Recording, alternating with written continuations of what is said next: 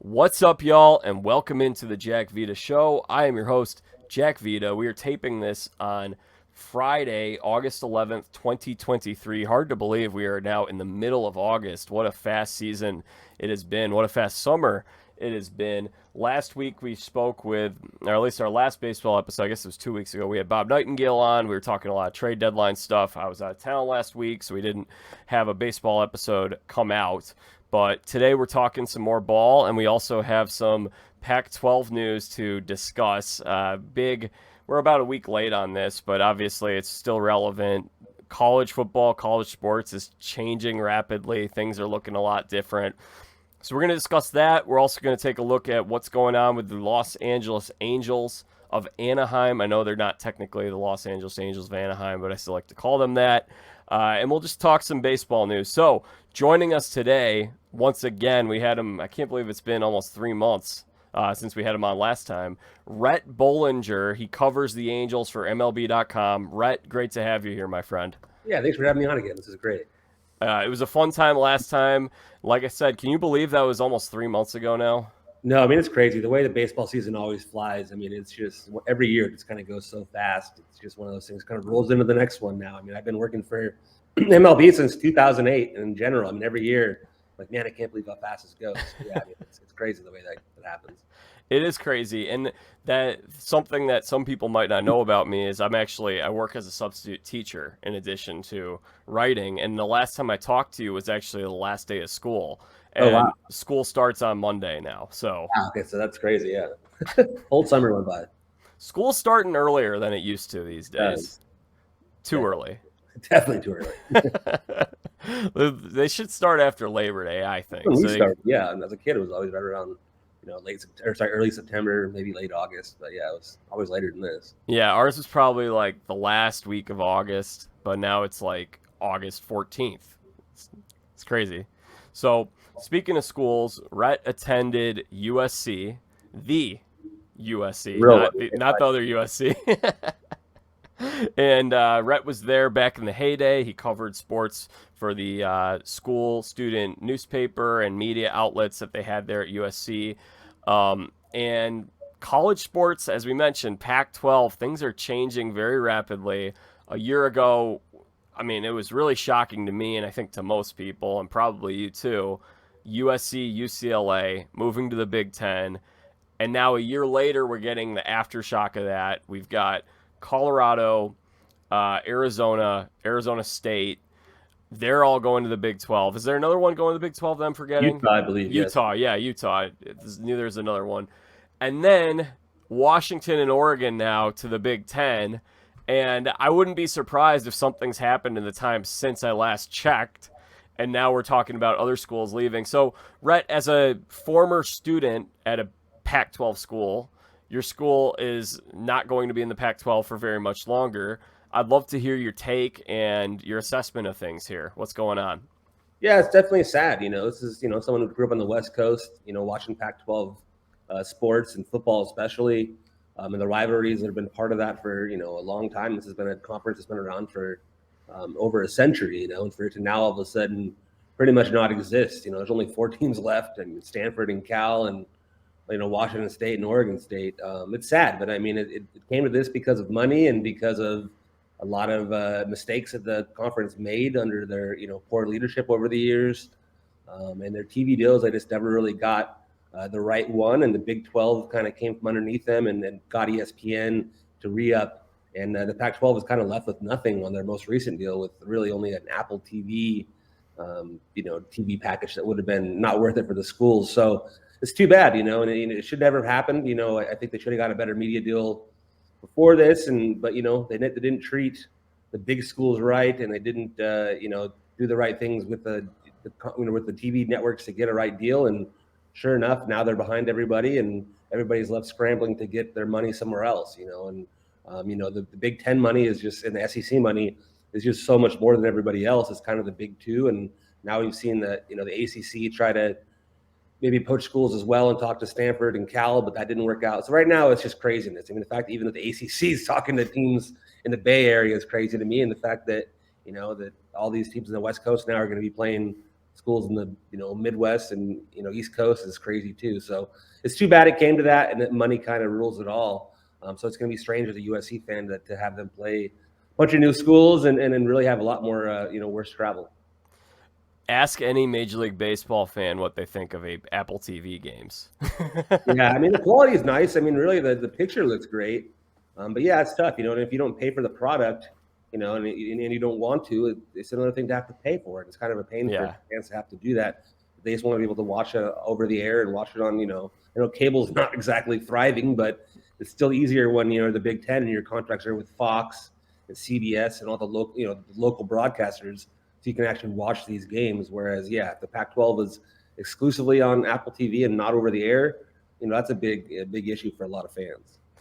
Yeah, so with the Apple TV deal with Major League Baseball, correct me if I'm wrong, I believe last year you could watch those games for free. At least a lot of them. I believe that was how it started out. You could, and I think the subscription. And even though that was challenging for some people to find it, especially older folks that might not be as up to date with technology or figuring out how you can like screencast from your phone and put it on your TV. It was a little bit of an inconvenience, but the games were at least accessible and easy. Like you could just pull it up on your phone and play it on TV. But now you're asking fans to, when their team comes up and maybe they only play a couple of these games each year, you want them to subscribe for $6, $7 a month. You add that on top of all the other subscriptions. And especially when you're in a market like Chicago and people are paying for the marquee sports network, and that costs, you can buy that for a $20 a month subscription. It's not cheap to watch Cubs games, and not even all the games are on there. So yeah, I don't know if fans are crazy about having their games up on streaming platforms other than, say, a Netflix or an Amazon Prime, which seemingly everybody has. Yeah, and don't forget MLB has a deal too with Peacock on Sundays too. So I mean, I get why they do it. They're trying to expand their base and try to get as many deals as they can. But they tried this with Facebook a couple of years ago. Didn't really work out, and we've seen NFL do it with Twitter. So I think MLB and leagues are trying to experiment. It's one thing if they do it every now and then, whereas the Pac-12 deal is going to be something that's going to be exclusively on that platform. So yeah, it's tough for fans, but I do think things are going to get better, if only because even if this Bally's thing right now with the way it's been going, there's a chance that MLB will be able to take over a lot of these rights, and hopefully we'll be able to sell these better to fans and be able to have them watch their teams, whether they just pay for just to watch it by itself or it'll be on some other network or whatever. It's going to be on TV. So hopefully, eventually they get rid of the blackouts too on MLB.TV. That's obviously a big issue. So I do think things right now should get better. With as much as the Bally's thing has been a disaster, I think that MLB stepping in should help their TV rights deals going forward. But I guess we'll kind of see how it all goes. Yeah, so I know that, for instance, Arizona Diamondbacks are now broadcast by MLB, and I think the Padres might be the other team. Yeah, those are the only two as of now. I believe as of now, yeah. Yeah. So if you live in those markets, is it basically, if you live in Arizona, you just pull up MLB.TV and you watch them on there?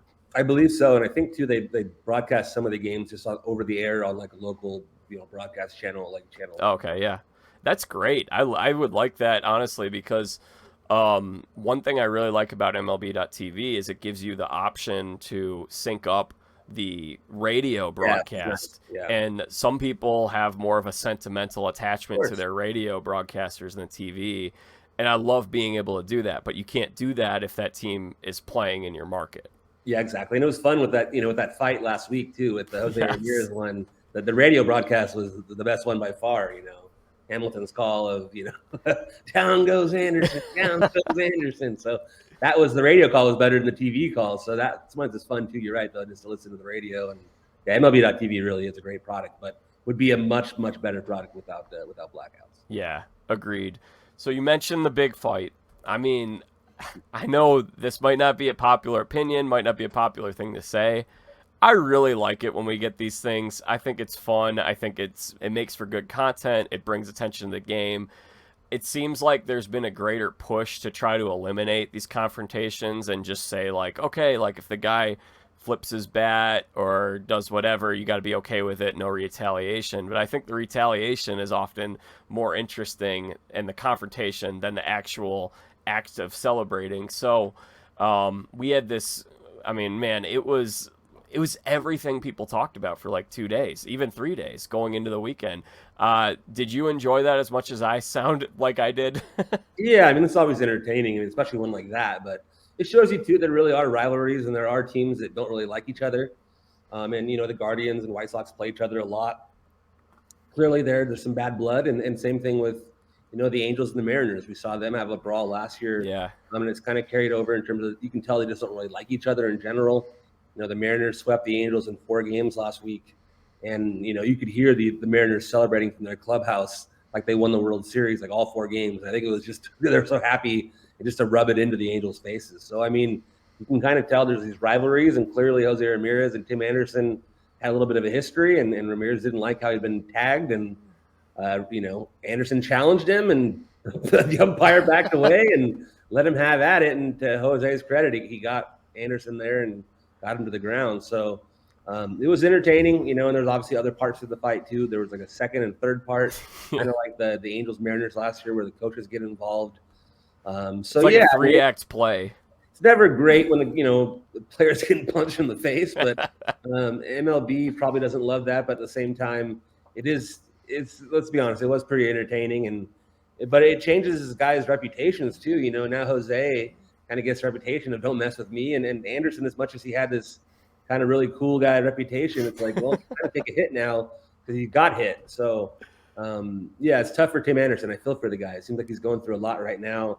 He's really had a tough time on the field, and then that didn't help his reputation either. So for his own sake, hopefully he has a good offseason and gets his head straight and comes back and becomes a player that we've seen in the past, because he's good for baseball. He really is. So it's too bad to see him play the way that he is, and then also see that happen on the field as well. So, but overall, I'm not gonna lie, it was entertaining. It was entertaining. It's like a car crash you can't look away from. Yeah, right. Yeah, exactly. You don't want to see anyone get hurt. You don't want to see anyone actually. He did get, he got hit pretty good, so you don't want to see anybody get hurt. But yeah, but did Jimenez get hurt again somehow too, or he did, I think. Yeah, poor guy's always hurt. Yeah, but that was like so many things stood out to me in that. The first act of this 3-act play was the first part was so Tim Anderson tagged him hard. Jose didn't like it, put his hand out and basically said, "Hey, help me up," is what it looked like he said, and Anderson declined. Something happened, and it looked like Anderson was the one who initiated. He threw his mitt down and basically said, "Let's go." So he starts squaring up, and Jose...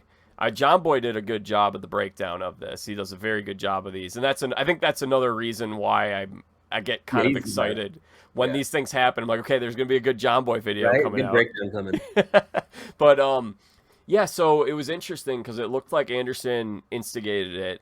Jose, as John Boy covered, really great reputation in this sport. You never see him in these kind of incidents. And he just doesn't look like he even wants to be in this situation, but he's got to stick up for himself. And I mean, man, he ducks it. He weaves, he ducks a couple punches, and he throws a nice counter punch square in the face. If you look closely, like Anderson, if you look at his face as he's getting hit, he's got that like good night like look on his face, like he's going to sleep. He went down, and then when he came back up too, he was still pretty wobbly. Yeah, you watch that video afterward. He's coming off with his teammates, so he definitely. He got him pretty good. Let's be honest. It was also interesting, though, how there was seemingly, from what we saw on camera, it didn't look like anyone was running over to try to stop them. It was like, okay, let's let them do their thing. It's kind of like a hockey fight. Let them do their little hockey fight. Let them they got their own little thing. Let them fight, and then we'll get in once we need to.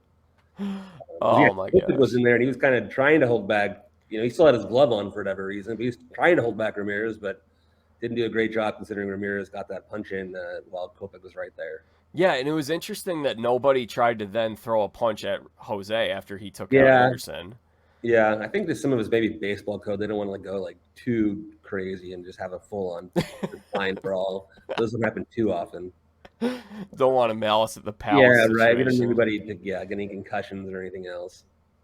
This isn't the first time that Tim Anderson has gotten into a scuffle or first time being suspended.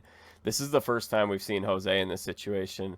Now, looking at it from a baseball angle, I'm really interested to see, like, this feels like, to me, I picked Cleveland to win the American League coming into the year. I thought they were going to have a great year.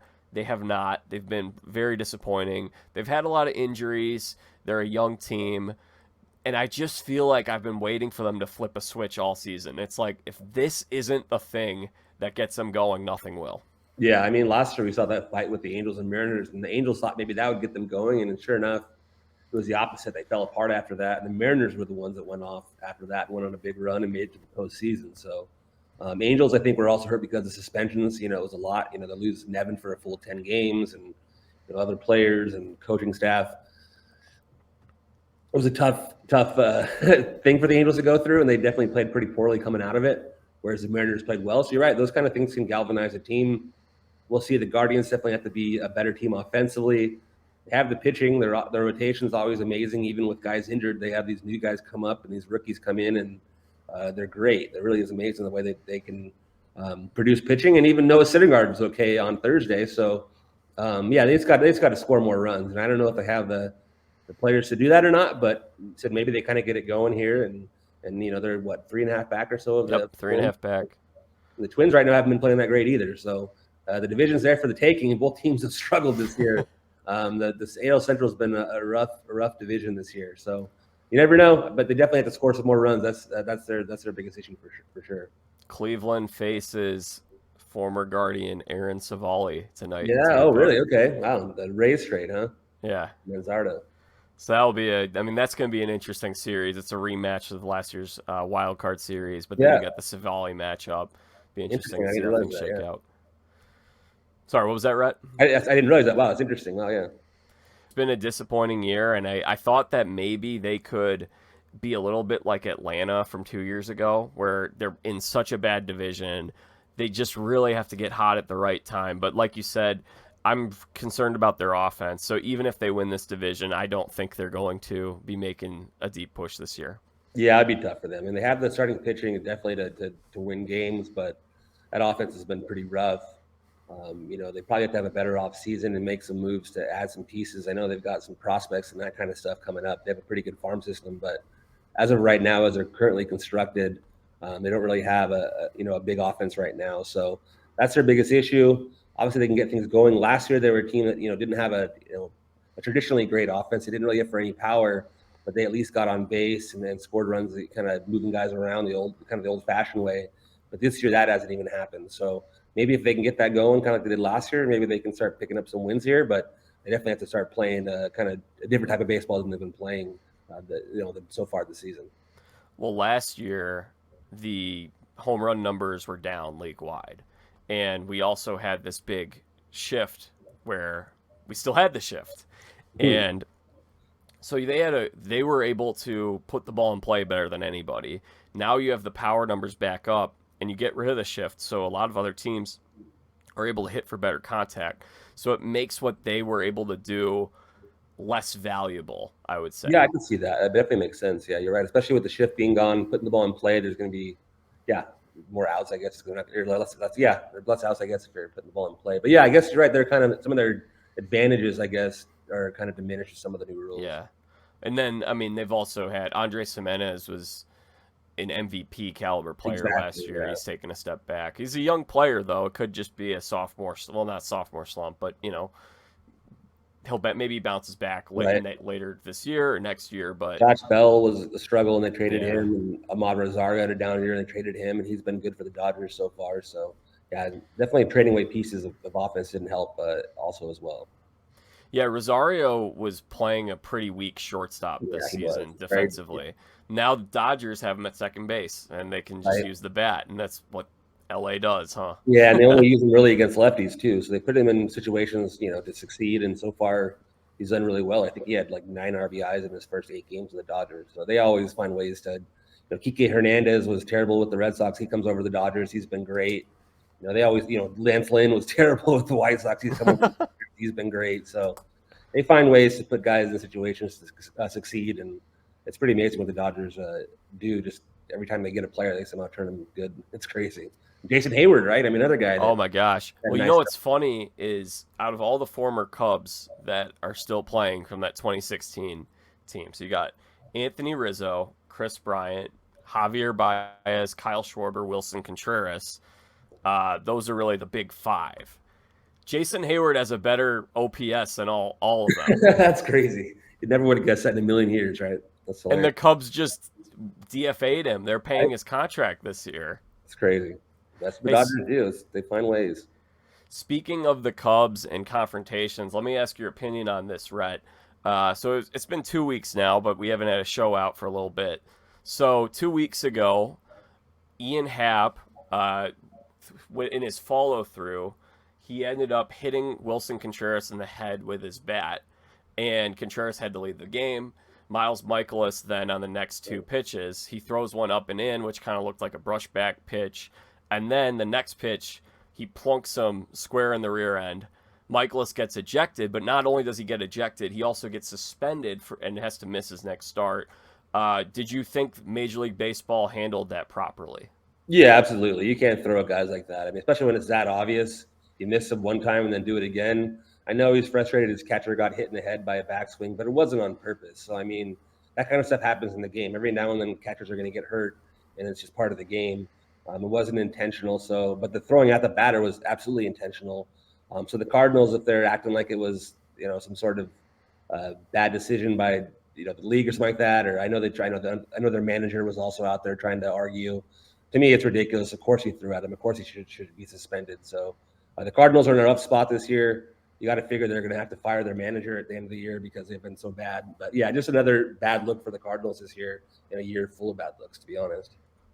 Rhett, before we move along to the Angels, I want to circle back to the Pac-4. We got a 4-pack right now. What do you think the future is for these 4 schools that remain? Gosh, it's really tough to tell with Stanford and Cal, especially. I mean, they're still big marquee schools in a sense, and so for them to have no home is crazy. No real logical one either. With the ACC saying no, it sounds like I don't know what they're going to do. I mean, I Stanford. could see, speaking of that, I feel like academically they'd be the type of schools that the Big Ten would like to have. Yeah, they would be, but they haven't really had any interest so far because the TV. The problem is right now, Yeah. it's not really what the Big Ten schools even really want. It's what the TV partners want, right? Right. Washington and Oregon were added not because of their academics, especially not Oregon. But, sorry, if there's any Oregon alums on the podcast. Spoken like a USC alum. Right? But yeah, so they were added because they thought they do well TV wise, right? Some of the better rated games in college football involved Oregon a lot, and sometimes Washington. And so Fox decided to pay only half the money, right? They're only getting half the money that everybody else is getting. They're getting 35, whatever, instead of 70, or 30 instead of 60, whatever it is. So they're getting half the money of UCLA and USC and all the other Big Ten schools. But Fox is paying that money because they felt like Oregon and Washington were worth it. But apparently, according to their ratings and their metrics, they don't feel like Cal or Stanford is worth adding to the Big Ten because of that. So even if the conference, wanted them, the TV money is not there for them, and the schools aren't going to want to split any money with them either. And they didn't want to split any money with Oregon or Washington either, and they don't have to. Oregon and Washington got their own smaller deal to join. So to me, Stanford and Cal, it would make sense academically, even just to get 2 more teams in the West Coast, make it 20. I just don't think it's going to happen because the Big Ten doesn't want it to. So the problem now becomes, where do they go? And maybe Stanford becomes independent, but I don't know how they're going to get their own TV deal to fund that. Because the problem is, that the Mountain West and some of these places really want these schools, but their TV deal is so small. They only make $4 or $5 million a year per school. So I think Washington State and Oregon State are probably going to have to go into that conference and probably do that. But even they're going to go from, they were making 20 something a year, before this in their previous Pac-12 deal, to all of a sudden making 4 or 5 million. I don't know how they're going to be able to balance their budgets with their other smaller sports and compete, especially in sports like football or basketball, with all the salaries with the coaches and the facilities. So it's too bad. And same with Stanford and Cal. I mean, it costs a lot of money these days to run an athletic department in college. And, they were running big budgets because they had big TV revenue. And now that well is dry, it sounds like. So they're going to have to scramble and figure this out. But it's definitely not good for those 4 schools. They're definitely tough, in a really tough spot. And I really am curious to see, especially what Stanford and Cal decide to do, because they're, Stanford and Cal are 2 of the better schools in terms of the Olympic sports too, right? I mean, I think Stanford's won the most national championships of any university. Overall, they always, the Sears, whatever it is, or the Number one sports school in terms of all the other smaller sports.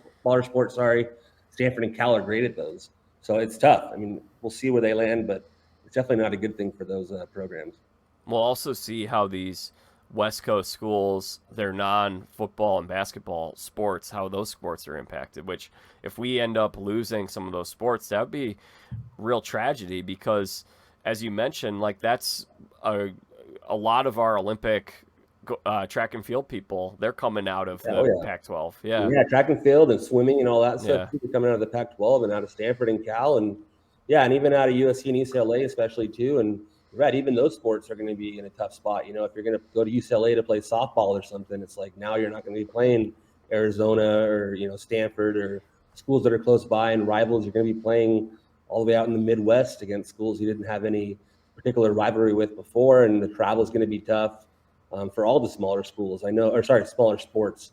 I know that they're going to have a lot more chartered flights because of the increased money in their budget and that kind of thing. But the travel doesn't make any sense. So really, at some point, the whole point is what they got to do eventually is just make football its own separate thing. And the schools that want to be part of that can be, and it's a football only type thing. Get rid of the NCAA with football, and then go back to the conferences that make sense regionally for the other sports. Let the people in baseball and and then softball and track and field or whatever sports you're playing. There's no reason for you to be playing on the other side of the country. You go play a baseball game at Maryland or whatever it is. If you're playing for USC, you should be playing schools like Oregon or I guess Washington State or whatever, teams that are more local, or the Arizona schools, whatever. So to me, that makes the most sense eventually. I don't know if we'll get there or not, but I do think right now the conference stuff just makes no sense geographically, and it's all about the TV money. But the TV money really is only for football and basketball anyway, so they need to figure out a way to separate this and make it make more sense logistically for sure. The schools that bounced and went to the Big 12, though, that one isn't going to be quite as bad of a geographic nightmare. I know not really. No, a lot more Texas schools in there, and the travel won't be quite as bad. There'll be new rivalries. I mean, Colorado was already previously in it, so it makes sense. But in the Arizona schools, it's not as bad at travel, but they're not thrilled. I mean, Arizona State doesn't even want to do it. Their school president and AD are clearly against the move, even though they're joining. And even their AD said he's not going to go to any. He's like, I'm not going to go to West Virginia if we're playing there.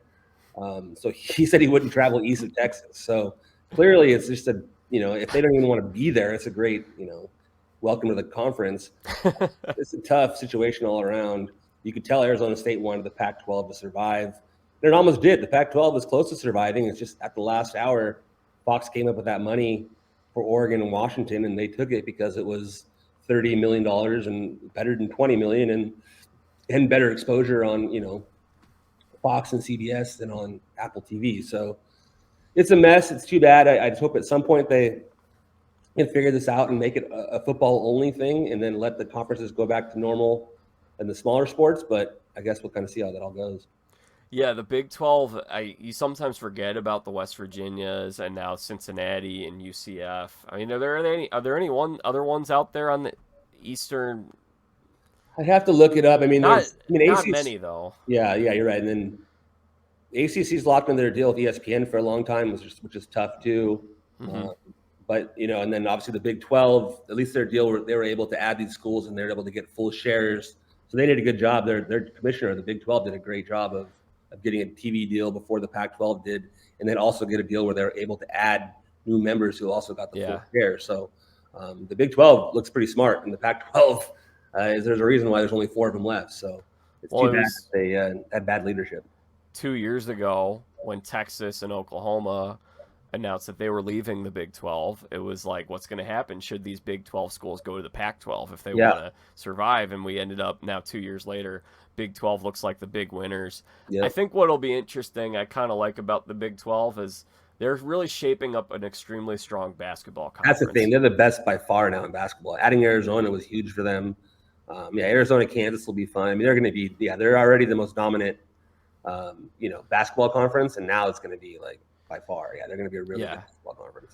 So it was last year. And now you add to that, you've got Houston coming in. Yeah, exactly. Cincinnati is no slouch. They've had a lot of really good teams. And then BYU is solid in really all sports. And then of course, Arizona with Yeah, Kansas and some of these other schools. Like, it's going to be an awesome basketball conference. So awesome I'm excited basketball. about Yeah, that. absolutely.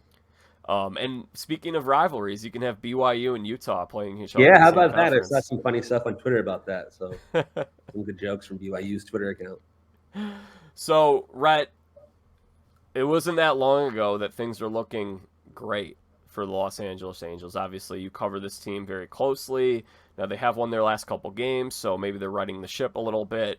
But this is a team that went in at the deadline. They were buyers. They went out and got Giolito. They got some other nice pieces. Giolito really being kind of the headliner, one of the biggest available arms at the deadline. Um, and what followed was, I mean, I think it was the first day after the deadline, or maybe it was the day of the deadline. The Angels beat the Braves, and it's looking like, man, things are looking really good. They lose what, 7 in a row, 8 in a row, 7 in a row, yeah. 7 in a row, yeah. So now they've won their last couple games. What happened here with this team, and where's this team going? Yeah, it was tough. It was one of these things where we weren't really sure, if they're going to be buyers for sure leading up to the deadline, but they went on a nice little run. They swept the Yankees, they swept the Tigers, and they decided, you know what, with Shohei on our team, we're only a couple games back of the wild card. I think there were 3 games back at the time. They thought, you know what, we're going to go for it. So they made, the big trade for Giolito from the White Sox. Also get, Lopez in that trade too. Yeah, Big relievers really helped them. He gets back today after being away from the team for family reasons, after a death in his family. So, but he's been great. He had a big save for them already. But the problem was, yeah, you're right. They made these trades. They go out and get Dominic Leone from the Mets as well, and they basically they didn't win a game for 7 days afterward. The losing streak started on the trade deadline on August 1st. They beat the Braves on the 31st, and then lost the last 2 games to the Braves, and then went on a losing streak and got swept by the Mariners in 4 games, which was a really tough one. They came into that series, I think, only a half a game behind the Mariners and looking to kind of have some momentum after those big trades, whereas the Mariners, traded their own closer, Paul Sewald, to the Diamondbacks. So they kind of sold on a small scale, while the Angels kind of, added all these pieces and, getting C.J. Cron from the Rockies, along with Randall Grichuk, too, to fill in some holes. You kind of thought, okay, this team's going to make maybe make a playoff push. And then to lose 7 in a row, kind of they fell behind the Mariners and behind the Yankees and behind the Red Sox. So now they're in a tough spot, right now. I think 7.5 back of the wild card, 6.5 back. It's a tough spot to be in, especially with other teams ahead of you. I mean, it's not like they're 100% out of it yet. I mean, they could go on a run, Mike Trout coming back in, a week or so, and Logan O'Hoppe, their big catching prospects, back in a few weeks. that's huge. That's There's big, help coming, but it might be too late now. That losing streak might have sunk them. We'll see here. They've won 2 in a row, which is big for them over beating the Giants. But now they have a tough stretch. We're in Houston right now. They play the Astros, and then they play the Rangers right after that. They still have series against the Rays this month too. So they have a tough schedule this month. So they've got to kind of figure it out in a hurry here, because having that many teams ahead of them in the wild card chase makes it more difficult. If it was only just only behind one team, it'd be one thing, but they got to pass 3 or 4 teams to get in the postseason. So they got to get it going pretty much right away here. They'd be in a lot better shape if they were in the National League.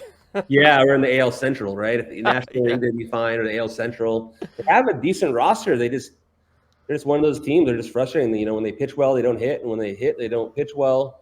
They scored 7 runs off of Luis Castillo and couldn't win. So they've had these kind of games. And Carlos Estevez has been great all year, but he blew 2 saves this week at the worst possible time. So yeah, I mean, it's been tough to kind of see them go through that, just because they went all in and all for Shohei Ohtani, who's in the last year of his contract. Want to make him get to the postseason for the first time. They haven't made it since 2014, so they thought, what, let's go all in. Hard to blame them. I think mathematically, I mean, the smarter decision probably might have been to sell or to even, move on from Shohei at that point, but there was no way they were ever going to do that. Ownership, they're going to try to keep Shohei. They want to try to keep him happy, try to get him to the postseason. So they decided to go all in and go for it. And sure enough, they lost 7 in a row right after they did it, which was really tough for them. And we'll see if they can bounce back. They got to go on a winning streak here, and against some really tough teams. Yeah, and speaking of the decision not to trade Shohei, if the club had not gone on a 7-game losing streak, if they just played 500 ball last week, they're in a much better spot in this American League. And then if they start winning a few games, win a few series, they look very smart for hanging on to Shohei Ohtani. So I feel like some of the people that might kill them for making that decision to hang on to him, it's somewhat results driven. I know a lot of people were saying that they should just trade him no matter what, but it's easier for you to tell somebody, hey, you've got this amazing sports car right here, you need to get rid of it. And it's like, I really like the sports car, I drive it all the time. Like, you don't want to do it. Yeah, exactly. Yeah, they didn't want to do it. I mean, ownership, part of it was if they didn't sweep the Yankees and if they didn't play well leading up to it, would they have done it? I still don't think they would have traded him. Maybe they wouldn't have been as aggressive at the deadline to add pieces. But, they were right there. They're 3 games back, and as fans, you want your team to go for it and to try to make the postseason. So I thought they did the right thing. You're right, the results haven't been good since then. So on paper, it's been a bad move, but, it's hard to fault them for what they did. Do you think that these next 2 months and what happens here are going to be significantly impactful with Ohtani making his decision on if he re-signs with this club or not? I think potentially, yeah. It's going to be whatever he wants to do. And I think at this point, nobody really knows. I think people can say they know what he wants in the future. We know he wants to win, but we don't really know where yet, right? I mean, there's so much talk about where he'd want to play and, but the truth is nobody really knows. We know he's comfortable in Anaheim. He's been here for 6 years and they treated him really well, let him kind of do his thing and, tried to get him to the playoffs, but is it enough? We'll find out. And also contract wise, are they going to get there and be able to match some of the huge offers he's going to get? With this season this year, he's going to win the MVP again. Is he going to get a $600 million deal or offer? Can the Angels match that? And even if they do, will they have enough payroll flexibility to build a team around him and Trout and, Anthony Rendon's contract, still 3 more years. So a lot of questions in terms of that for the Angels, but also just his future and what he wants and where he wants to go. And it's going to be the story of the offseason, to see where he wants to go. And I do think if they would have, made the postseason or how they play could have an impact on it. If they were to play really well down the stretch and make a big run, have some young players like Ohtani be a big part of it. And if Zach Neto gets back from his back injury, maybe that helps him convince him that there's enough young talent here going forward to stay with the Angels. But right now, it's really all up in the air. No one really knows what he's going to decide. I don't even really know if he knows what he's going to decide yet.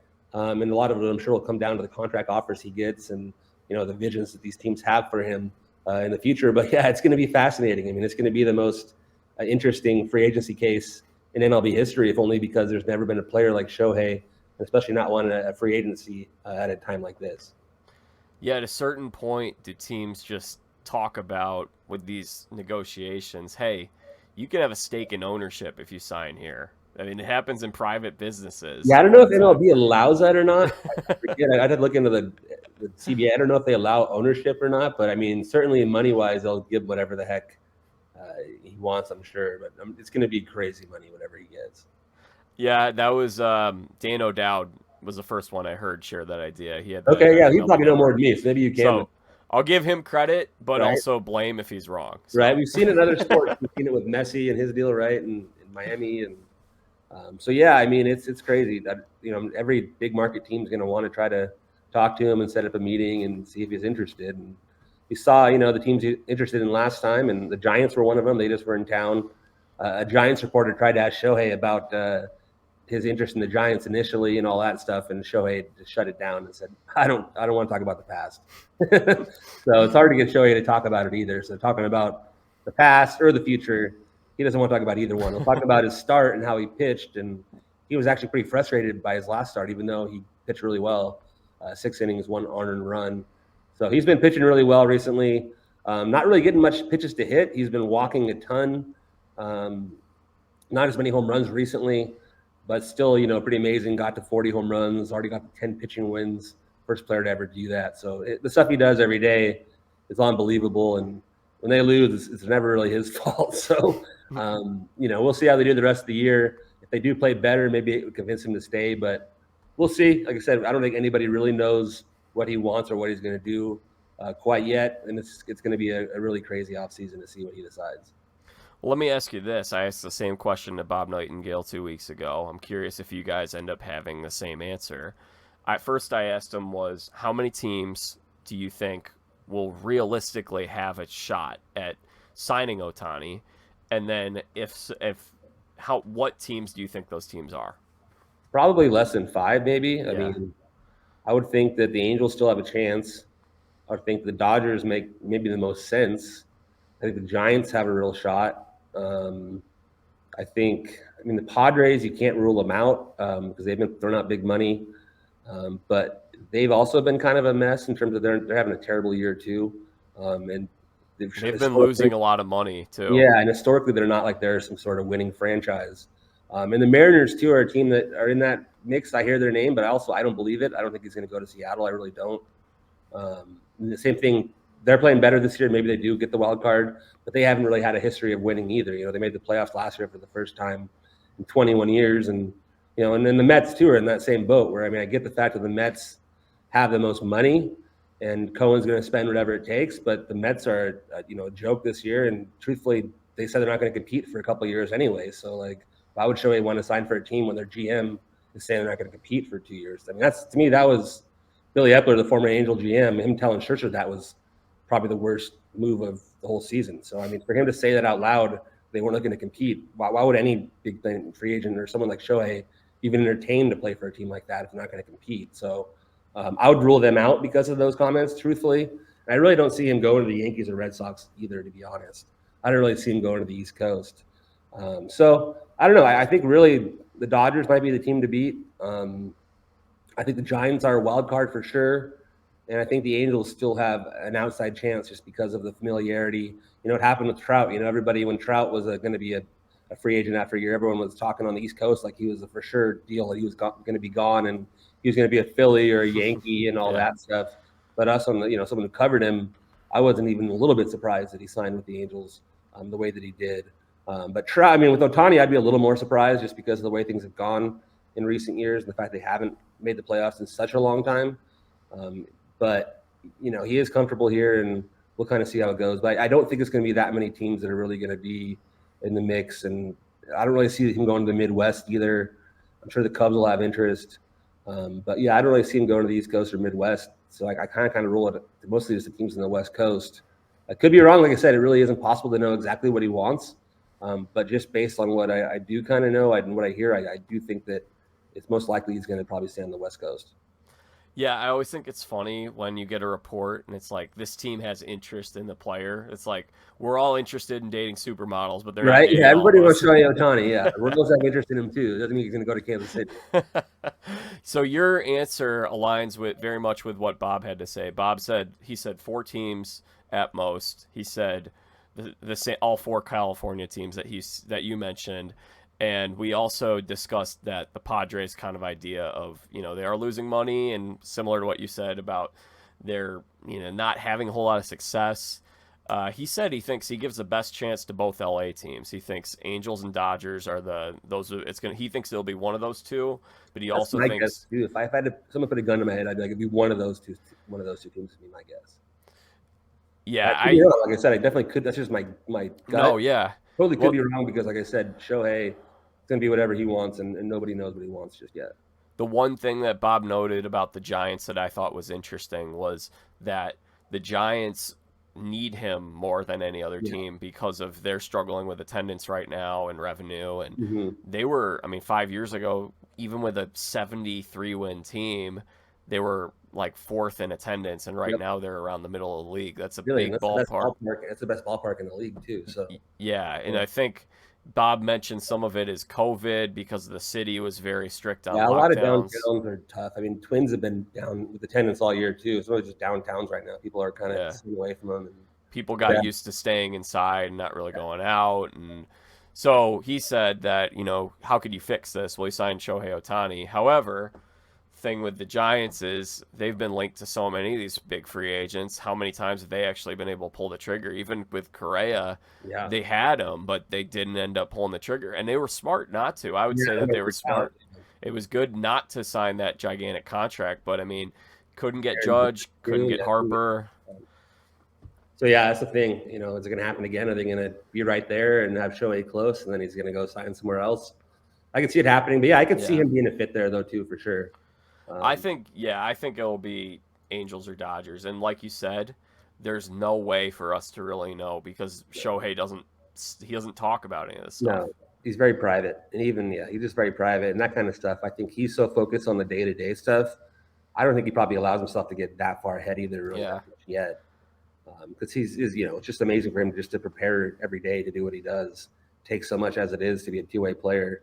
I don't think he allows himself to really think too far into the future.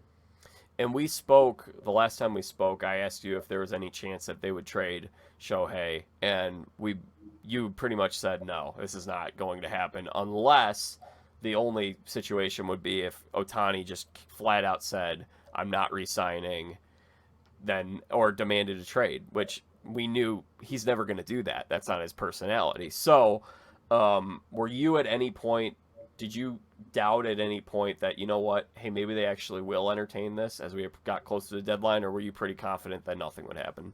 I think there was a point there where maybe they thought they could at least entertain it before they went on that winning streak against, the Yankees. And heading into that series, they were playing pretty poorly. They finished the first half kind of struggling there going into the All-Star break.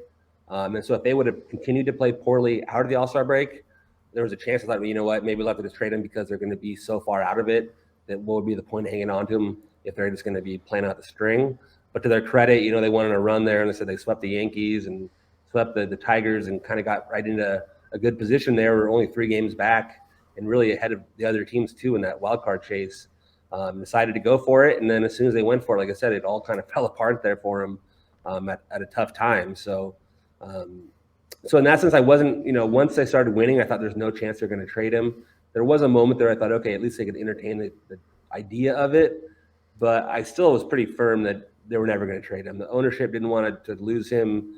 If they even had any chance at all of re-signing him, they didn't want to trade him and kind of eliminate that chance.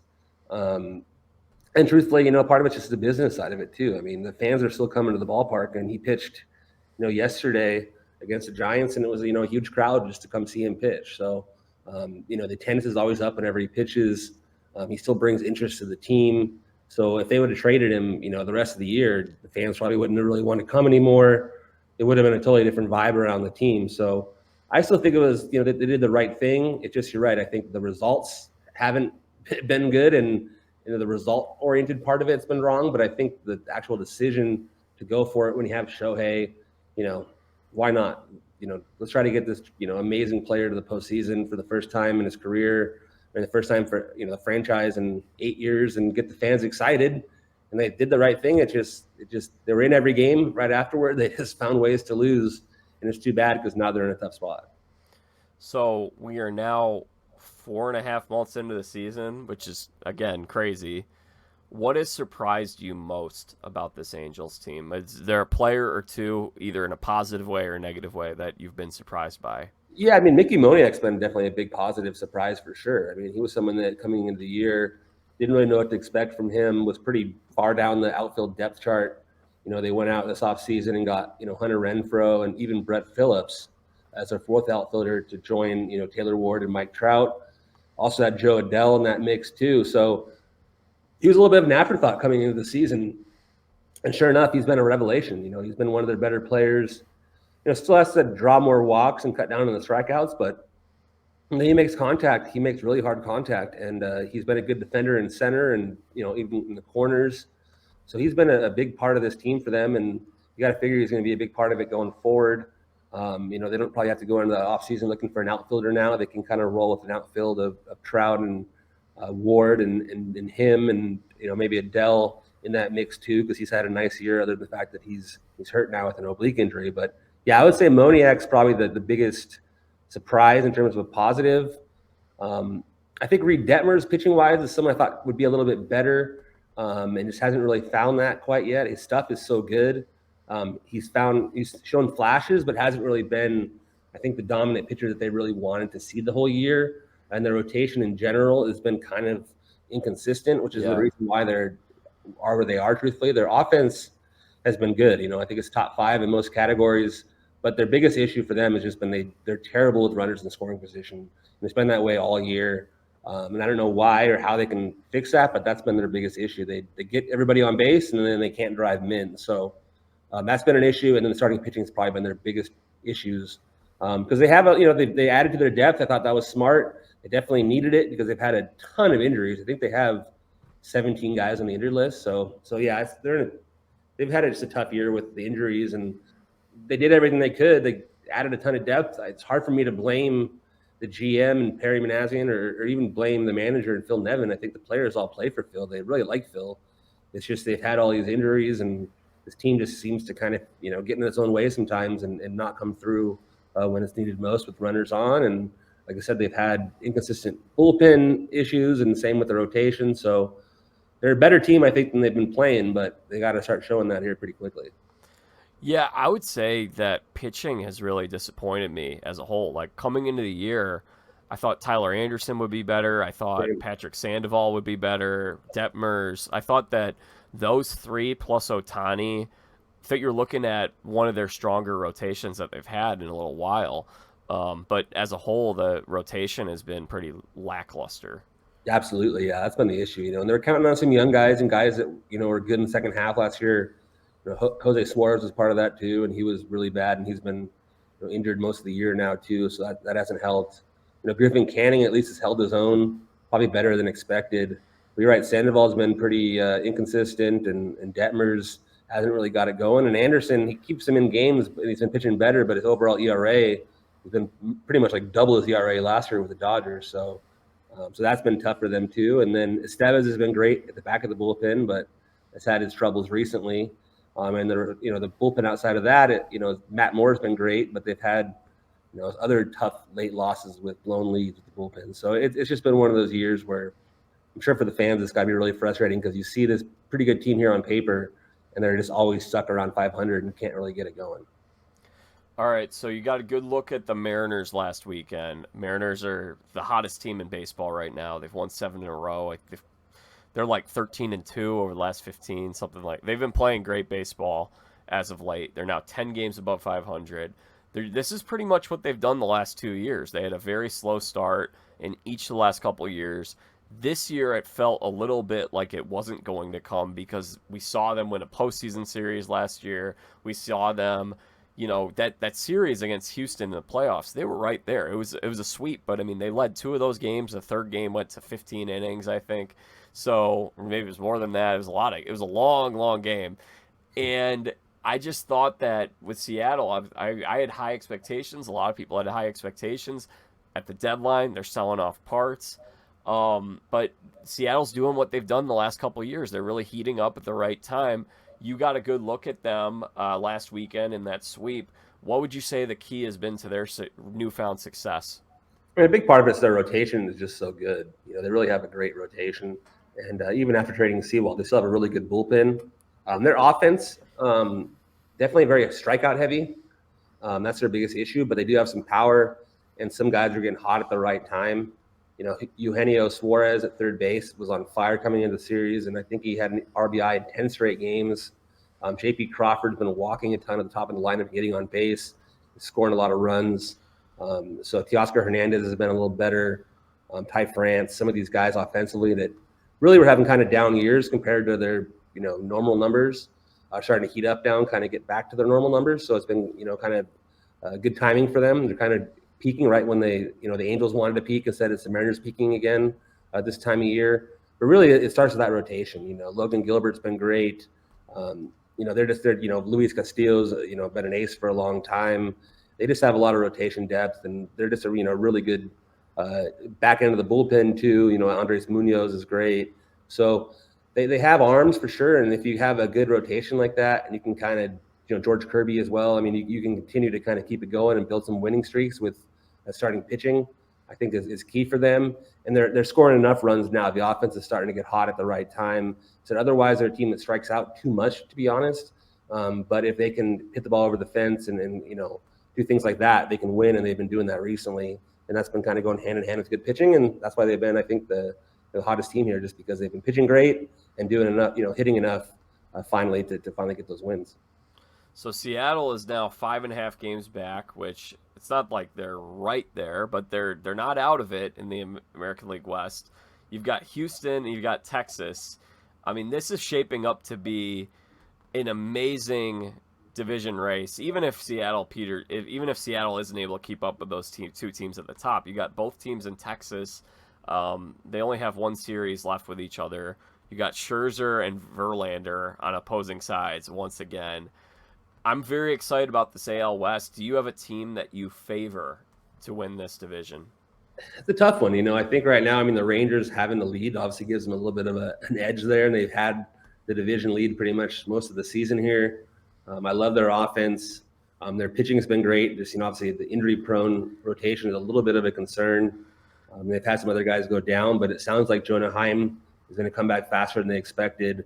Seager's already back from his injury. So to me, I'll stick with the Rangers and say they're going to find a way to finish it off and to win this division. The Astros, I think, are a great team, especially when they have Yordan Alvarez back like they do. Kyle Tucker's an underrated superstar, but they don't have as much depth as they've had in previous years.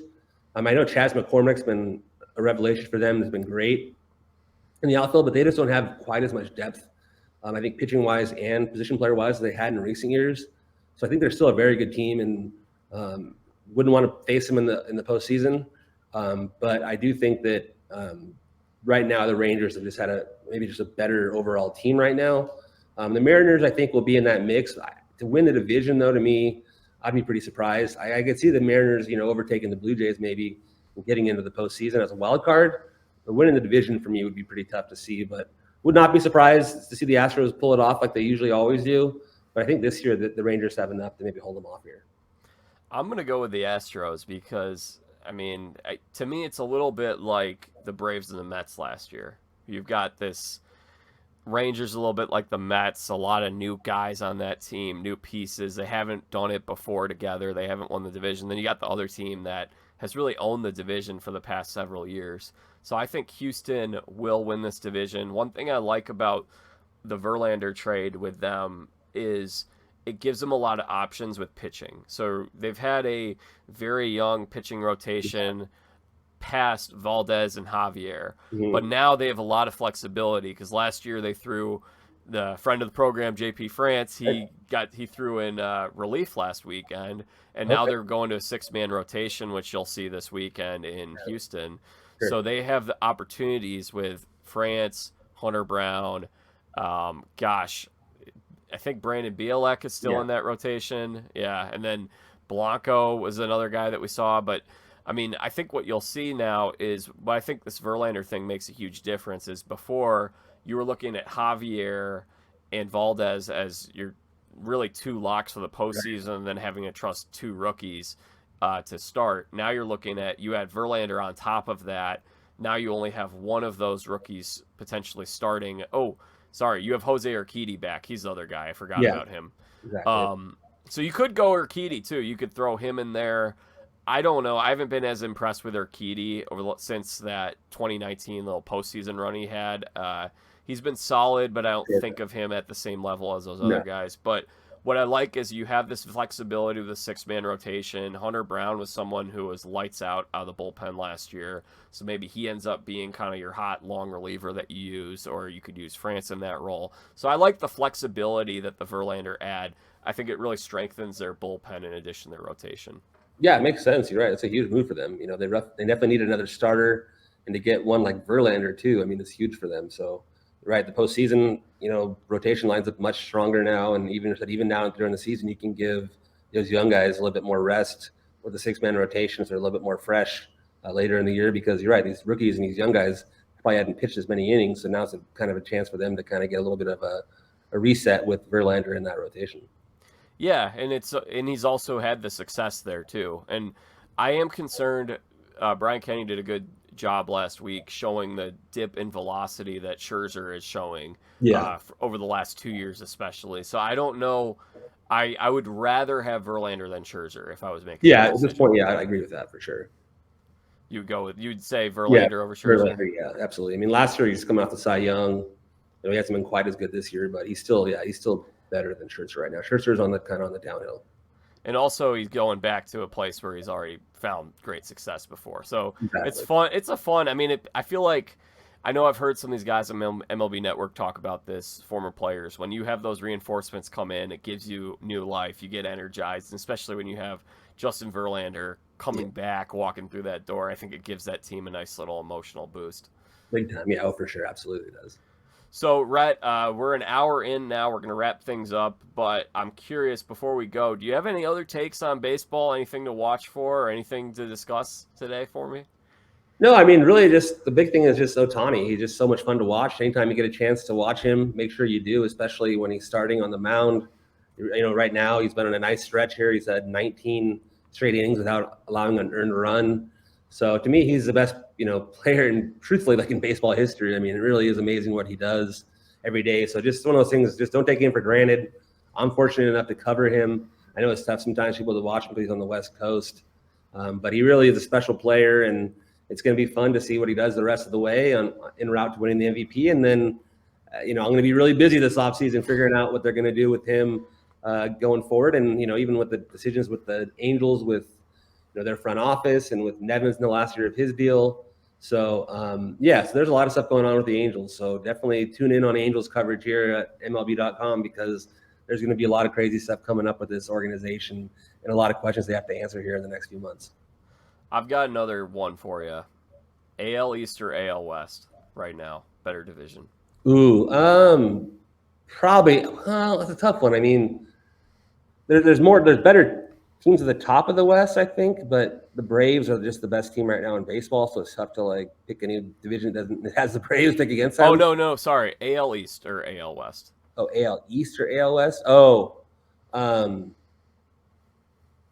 the East. I really like the Orioles a lot and the Rays, what they're doing. Yeah. So I think it's a really good question, though. That's a tough one, because the Red Sox are still in contention. I guess probably there's just because the A's are in the West, I probably go with the AL East. That's the real reason, is the A's bring it all down. Very fair, but I think it's interesting because when's the last time we were comparing those two divisions? Right? AL West could be better than the AL East. Yeah, and there's 4 legit teams in the West right now, and they're at least competing and trying. So yeah. All right, last thing here. Give me your favorite to come out of the American League. Favorite to come out of the American League. Or you could say who you think the best team is right now. I'll go with. I'm going to go with the Rangers. I think the Rangers right now. I like what they've been doing. I like this team. I like their energy. I like that offense. I love Seager. Seager's been there and done it. He's carried a Dodgers team in 2020 in the postseason. I guess Seager having a huge offseason, a huge postseason. Sorry. Let's go with the Rangers here. Mix it up. A team that hasn't been there in a while as a team in the AL. He's Rhett Bollinger. He writes and does a great job at MLB.com. Rhett, give yourself a plug here. Throw out your social media and give a shout out for how people can follow your work. Sure, yeah. Cover the Angels for MLB.com. So anything on Angels.com is going to be pretty much my content. On Twitter, I'm at Rhett Bollinger. I started a Threads, but don't really use it yet. And then, and I have a newsletter that comes out every Friday and every Tuesday. You can look for that on the website and then sign up for that too if you want it in your inbox. So today we did the re-ranks for prospects. So if you go on Angels.com today, we're going to have the new prospect ratings for the Angels. The top 30 prospects been re-ranked, and a new story up about that. So that's today's big content leading into the game, is about the re-ranked prospects for MLB.com. Awesome. Well, thank you so much, Rhett. I'm sure we'll be checking in with you. Hopefully this fall, if the Angels can get into the postseason somehow, we can talk a little college football then too. Perfect. Thanks for having me on again. Thanks, Rhett. All right, y'all. That concludes today's conversation with Rhett Bollinger. Always a fun time talking with him. And he really knows his college sports, and I love my college sports too. So it's fun that we got to talk a little bit of Pac-12 and conference realignment, even if that's not a subject that people are especially fired up about right now. I'm starting to get excited for college football season. It's coming up in really only a few weeks. We'll be having games. So make sure you guys subscribe to the Jack Vita Show here on YouTube, Apple Podcasts, Spotify, wherever it is that you are listening to this podcast, and follow me at Jack Vita Show on Twitter, Instagram, and Facebook for more content. Like I said, we're going to have a lot more sports content coming soon. We also have an interview coming out next week with a cast member from the Peacock show, The Traders. We've got Amanda Clark Stoner. Really amazing story. If you guys haven't watched the show, it was a fun show. It was on earlier this year. You can stream it on Peacock. But Amanda's got an amazing story. Amanda is someone who had drug problems, really a rough upbringing, and I'll give her a chance to tell her story. I don't want to speak on her behalf, but she had a rough upbringing, and she became a Christian and has really been able to turn over a new leaf, and God rescued her from her demons. So you guys are not going to want to miss that. And like I said, we'll have another sports episode probably coming out next week too, talking some more baseball. I will keep you guys all posted, and you won't miss it if you are subscribed to the Jack Vita Show. So thank you all for tuning in, and until next time, I'm Jack Vita, bringing the dancing lobsters.